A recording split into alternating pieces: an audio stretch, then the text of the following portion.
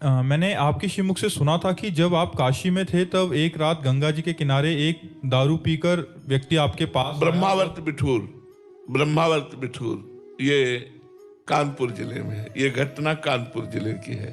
तो फिर आपने उसका ज्ञान को धारण किया और उसको हृदय से गुरु माना। महाराज जी, महाराज जी, मैं भी दारू पीने के बाद आपको बहुत याद करता हूँ। पूरी रात राधा रानी का जप करता हूँ। दारू पी के एक रात में इतना नाम जप हो जाता है कि पूरे महीने में नहीं होता। अरे ऐसा लगा यार, कैसी बात करता। आपके द्वारा दिया गए नाम को मैं सार्थक कर रहा हूँ। नहीं भाई, देखो, हम तभी मानेंगे सार्थक जब आप शराब छोड़ दोगे। हमारी दोस्ती तभी मानी जाएगी जब आप शराब छोड़ दोगे। देखो, जिसे शास्त्र निषेध करता है उसे हमें छोड़ना ही चाहिए। हमारा शास्त्र आज्ञा करता है मदिरापान, मांस भक्षण, परस्त्रीगमन, द्यूत क्रीड़ा और चोरी। इन 5 चीजों को सम्यक रूप से छोड़ देना चाहिए। हमें मांस नहीं खाना चाहिए, शराब नहीं पीना चाहिए, पराई स्त्री से संभोग नहीं करना चाहिए, दूसरे का धन अपहरण नहीं करना चाहिए और जुआ नहीं खेलना चाहिए। ये इनमें स्पष्ट कलयुग का वास है। तो यदि हम सही ढंग से ना चल के मनमानी आचरण करेंगे तो हमें जो लाभ मिलना चाहिए वो लाभ नहीं मिलेगा। देखो, ये नाम जप का ही प्रभाव है कि आप हमारे सामने बैठे हैं, लेकिन अब हमारे सामने बैठने का प्रभाव ये होना चाहिए कि आज से आप शराब छोड़ दें। बोलो, वृंदावन में मैं शपथ खाता हूं कि आज के बाद शराब नहीं पीऊंगा। धन्यवाद, आपका जीवन मंगलमय हो, भगवान आपको बल दे। आप अब दोबारा शराब मत पीजिएगा, ठीक है? और खूब नाम जप कीजिएगा। क्या था उस समय, हमारी नई अवस्था थी, 18-20 की होगी, 13 वर्ष से निकले थे। तो नई अवस्था में एक चुलबुलापन भी होता है। तो वो लड़खड़ाते हुए देखा तो नजदीक ही आ रहे थे। उसने देखा, बोले इधर आ। तो नई अवस्था थी तो मुझे डर तो था नहीं, तो नजदीक गए। उसने कहा, आओ हमारे पीछे। तो मुझे लगा कि क्या कर सकता है। अब मन में ऐसा सोचा, कुछ अगर बदतमीजी करेगा तो भाग सकते हैं। बोला चलो देखते। वो ले गया तो भगवान के धाम में ले गए, वैकुंठ धाम में। जूता उतारा, उसने प्रणाम किया और आगे बढ़कर के हमको ले गया। हम तो नंगे पैर ही रहते थे और गरुड़ पर विराजमान भगवान लक्ष्मी नारायण थे। ऐसे दिखा, बोले देख इनको। तुम हमारे एकदम दिमाग में आया कि हो क्या रहा है। मतलब एक शराबी आदमी एक हमको भगवान के धाम में लाया और कहा देख इनको। उनका देख रहा हूं, काहे के बने? कहे तो भगवान है, काहे के क्या बने? नहीं, बने काहे के? उनका संगमरमर के। नीचे देख, ये क्या है? उनका संगमरमर। बोले बच्चा, एक एक अंग काटा गया इनका और ये टूटे नहीं, इसलिए आज भगवान बन के पूज रहे हैं। और ये एक पैरों से रोना जा रहा है, ये भी संगमरमर ही है, टूटना नहीं जीवन में कभी। हमने तुरंत पंचांग प्रणाम किया और कहा जीवन भर इस बात को आपको याद रखूंगा कि कभी किसी भी परिस्थिति में टूटूंगा नहीं। और वो अपनी रास्ते गया। हमें इतना आनंद कि अरे भगवान इस रूप में, भगवान किसी भी रूप में कृपा करते हैं, तो इस रूप में कृपा की मैंने जीवन भर उसकी बात याद रखी। एक दिन जगह जगह पर भगवान उपदेश करते हैं, इसीलिए सच्चा ज्ञानी वो है, क्रूर पापी दुष्ट में भी अपने भगवान को देखता है। लेकिन संत समागम करने वालों को चाहिए कि अपने पर सुधार की दृष्टि रखें। जैसे इन भाई ने आज नियम लिया कि हम आज से शराब नहीं पिएंगे। जो पीते हैं उनसे भी कहते हैं कि आप कोशिश करो, धीरे धीरे इन गंदी बातों को त्याग दीजिए। सरोज जी, राधे राधे। महाराज जी, महाराज जी, आपके चरणों में कोटि कोटि प्रणाम।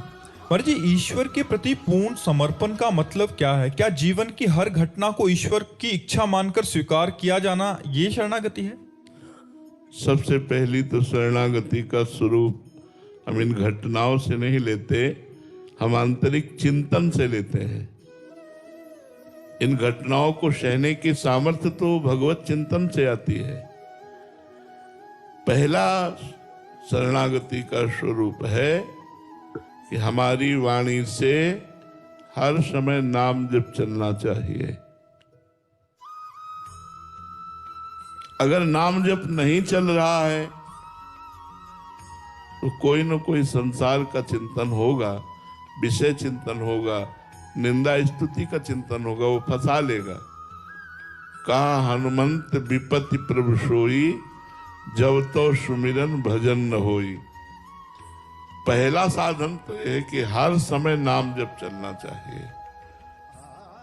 ये हुआ वाणी का शरणागति। दूसरा साधन है, जो भी शरीर से कर्म किए जाएं वो शास्त्र सम्मत होने चाहिए, संत अनुमोदित होने चाहिए। संतों ने जो कहा, शास्त्रों ने जो वर्णन किया, वैसे ही हमारे आचरण है और उन आचरणों को तदर्पिता अखिलाचारिता, तदर्पिता भगवान को अर्पण कर दे संपूर्ण कर्म, तो देह की शरणागति हो गई। अब बचा मन। मन भगवान के रूप का, चरणों का, महिमा का, गुणों का, भक्तों के चरित्रों का, भक्तों की महिमा का मनन करे और संकल्प करे तो भगवान की सेवा का, समाज की सेवा का, परोपकार का, सुसुख वांछा का मन संकल्प ना करे तो मन भगवान की शरणागति हो गई। अब जब तन मन वचन से भगवान के शरणागत हो गया तो अब उसके जीवन में जो भी घटना घटती है वो देखता है भगवान का मंगल विधान है। हमने शास्त्रों में संतों से सुना था असाध्य रोग होना भगवान की विशेष कृपा है, तो डर लगता यार असाध्य रोग जिसकी औषधि नहीं है, ऐसा रोग हो जाना क्या भगवान की कृपा होगी? शरीर स्वस्थ है तो हम आसन में बैठ रहे हैं, भजन कर रहे हैं, जब रोग हो जाएगा तो क्या भजन होगा? तो ये बात हमारी समझ में नहीं आती थी कि असाध्य रोग, पीड़ा युक्त देह, ये भगवान की कृपा है। लेकिन जब हुआ, दोनों किडनी फेल हो गई, बड़ा कष्टप्रद शरीर है, अब कृपा का अनुभव हो रहा है। अब हमें उस प्रश्न का उत्तर मिला कि जो साधना से काम नहीं बनता वो अहंकार की शरणागति से काम बन गया। जब किडनी फेल हुई तो अहंकार भागा भगवान की शरण में कि अब हमसे कुछ नहीं होने वाला, अब आप करो, तो बस वहीं से काम बन गया।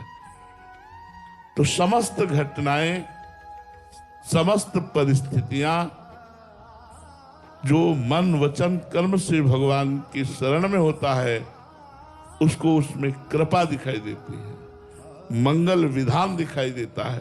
यद्यपि कड़वी है दवा पर रोग के लिए बहुत सटीक है, यद्यपि विपत्ति है पर भगवान की बड़ी कृपा है, हमारा परिष्कार किया जाता है, हमारे पापों को परिष्कृत किया जाता है, धोया जाता है, कोई मंगल विधान है भगवान का। ऐसा मानकर जो हर समय जीता है वो भगवान का निज शरणागत है।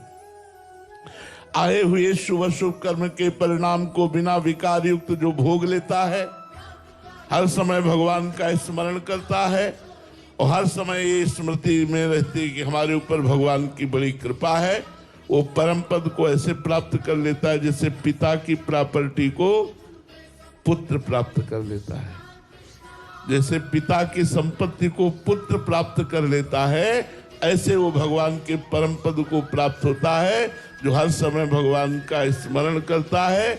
आए हुए शुभ अशुभ कर्मों के परिणाम रूप सुख दुख को बिना विकार के भोग लेता है और हर समय मनाता है हमारे ऊपर भगवान की बड़ी कृपा, बड़ी कृपा। ऐसा जो वो परम पद का अधिकारी हो जाता है, ऐसा शास्त्रों में वर्णन है। तो ये है शरणागति का